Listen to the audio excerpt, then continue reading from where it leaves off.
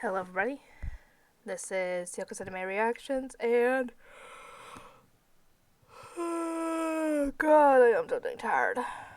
I got 5 episodes done today, 2 Black Clover, and 3 Cells at Work. I would have gotten more done had I not tried to take a nap, but I was tired. Because even when I don't have an alarm set and my nephews are not at the house, I still end up waking up early anyway. It's annoying. Especially if I want to sleep in for a little bit. Maybe an extra hour or two.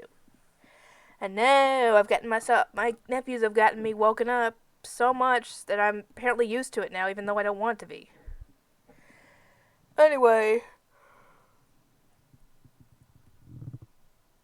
Oh God, I'm so tired. I'm sleepy. I want to sleep, but I can't. I have to work today at 3. And it is currently 11:35, so I have a little less than 3 hours before I have to go to work. As for what this video is, you could probably guess by the title. This is the review for The Familiar of Zero, Episode 2. So far, that's the only thing I've gotten done for that show, so I still have 11 episodes left. I almost missed out on episode 7 because it was not wanting to, download off the site I'm using, but I used a lower resolution version of it on the same site, and I was able to get it to work. So, if episode 7 looks a little more pixely than it should, then that's why. It's at, 380, I guess, resolution? I don't know. Whatever the heck it is. But... oh God, I'm so dang tired. Anyway,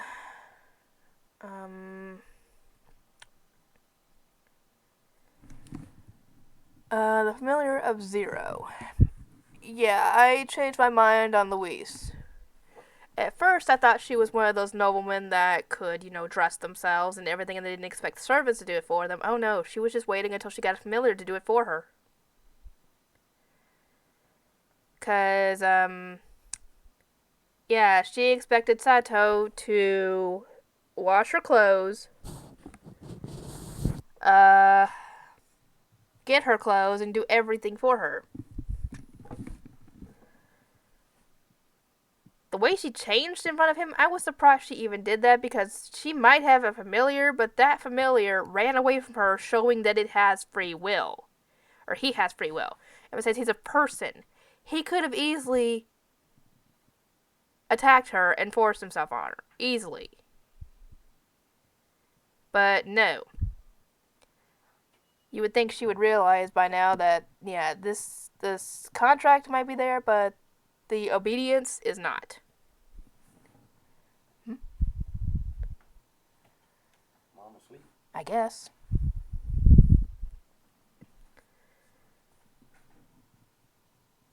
Anyway, dang it, where was I at?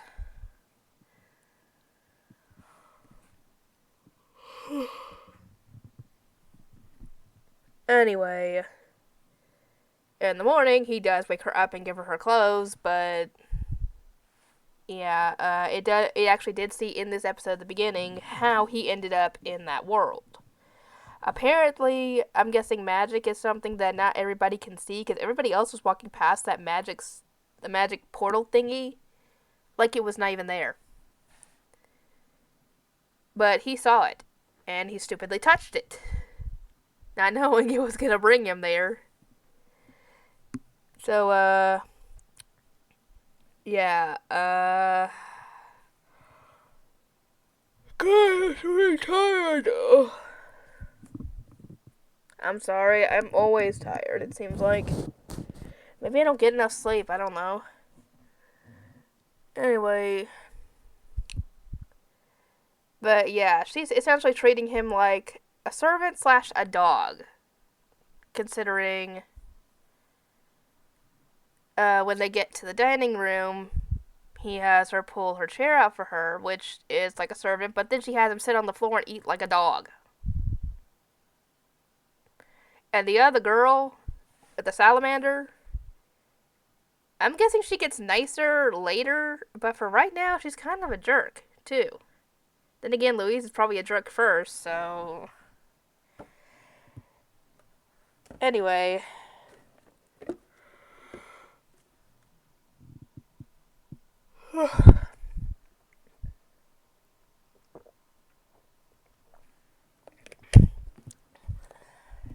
Sato ends up running into one of the servants, and he finds out that the whole noble peasant thing is not just because of people, everybody is a nobility. No. Nobility is somebody who has magic. Peasants are those who don't. Okay, that's much better than what I thought it was. Because usually when you hear nobility and peasants, you think that nobility, as in aka nobility, someone of noble birth, or royalty, and peasants are those who are not. So it's a bit better in my opinion. Anyway, he ends up making friends with one of the waitstaff there, and he accidentally knocked the cake she was carrying on the floor, on the ground, and he picked it back up and put it on the plate like he was going to expect someone to eat that. I mean, just from the side, it looked like it was dirty. And he was supposed to bring it to, what was his name? Geesh?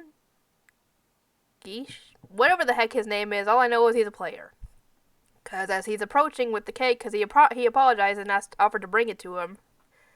So she didn't have to. And as we see, as he's approaching, he's already flirting with another girl. Not the same girl from the other night. And he takes this complete opportunity to destroy this guy, essentially. And by not destroy, I mean with words, because...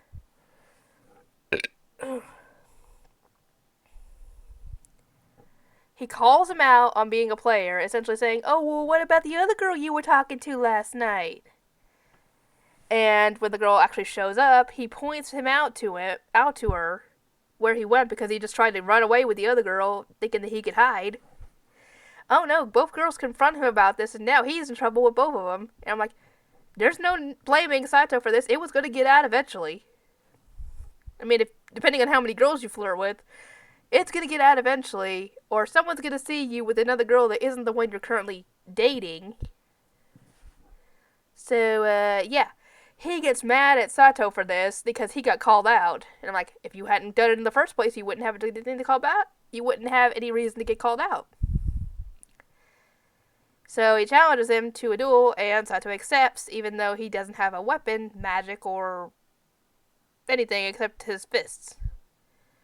And the match is clearly unfair because Geen summons a brass monster, which is going to be very hard to take down, with just your fists. So, yeah. And Louise is obviously not happy about this, but you would think that she would be happy seeing that guy get his comeuppance. Because, I guess, you gotta keep the nobility happy. But she's actually actual nobility, so I don't know why she's getting all a bit out of shape if this guy is getting his comeuppance. I mean, usually, when it comes to politics, people are always doing this sort of thing, especially with nobility and royalty. They're always doing that sort of thing in the shadows. Making secret alliances, backstabbing people, you know, the works. I guess Louise has some kind of morality on that. I don't know. Or maybe she's just trying to keep the peace. I don't know. But yeah, she's very concerned about him getting his butt kicked, which he is actually. Until the guy stupidly gives him a sword, saying essentially that you might as well have some kind of weapon if you're going to be fighting me still at this point. And as soon as he grabs it and picks it up, the rune on his hand starts glowing. And apparently there's something very bad involving his rune. Not bad as in evil, possibly? I don't know. It's something that they're concerned about, essentially. And I'm like, what is it? Come on, tell us! Because I hate not knowing. And now that it's doing that, he easily takes him down. So, yeah. And he ends up passing out once that thing stops glowing because, you know, he was... his pain was getting dulled and everything. So now that it's gone, he's out like a light. And he ends up being out for 3 days, and Louise was awake with him the entire time until she falls asleep at some point. Huh. She acts so entitled, and yet she's concerned about the poor peasant boy she summoned as her familiar, even though he's given her a hard time. Rightfully so, I might add, because he didn't ask for this. He wanted to stay in his own home, but no, he's nothing special. He's just a person. You would think that they would have given her a second chance to try on something not a person as familiar, because that's not fair. Anyway, I'll get to work on editing the Cells at Work videos, and I will see you all next time.